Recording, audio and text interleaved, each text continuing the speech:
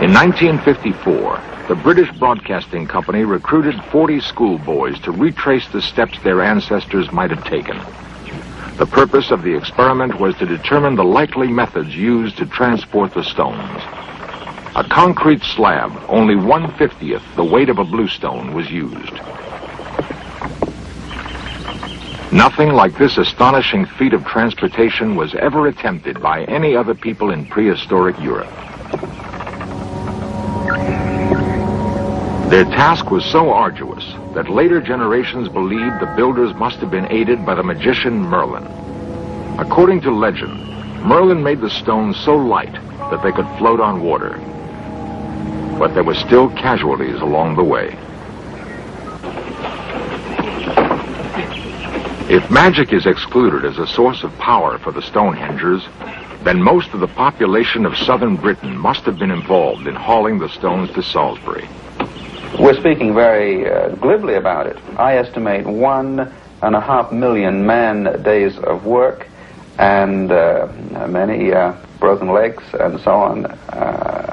A drive, an effort, an achievement that they got a great satisfaction out of.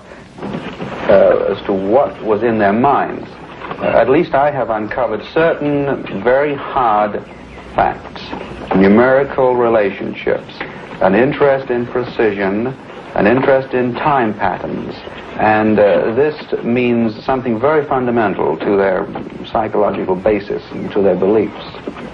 What they were doing was a complete entity to them, and it must have been extremely satisfying.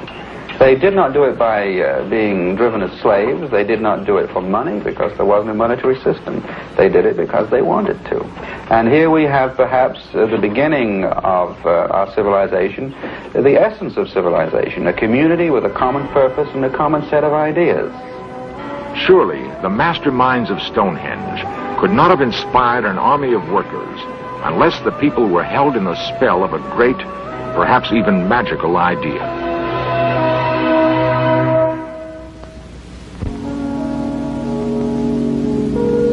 A religious sect called Druids claims spiritual descent from the architects of Stonehenge.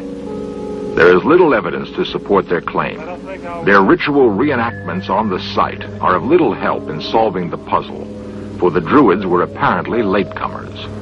The people who put up Stonehenge came from a time before people could read and write, and really this is one of the big mysteries about Stonehenge, how they came later on to have a mathematical, geometrical, astronomical knowledge which seems quite beyond the conceptions of primitive and barbarian people.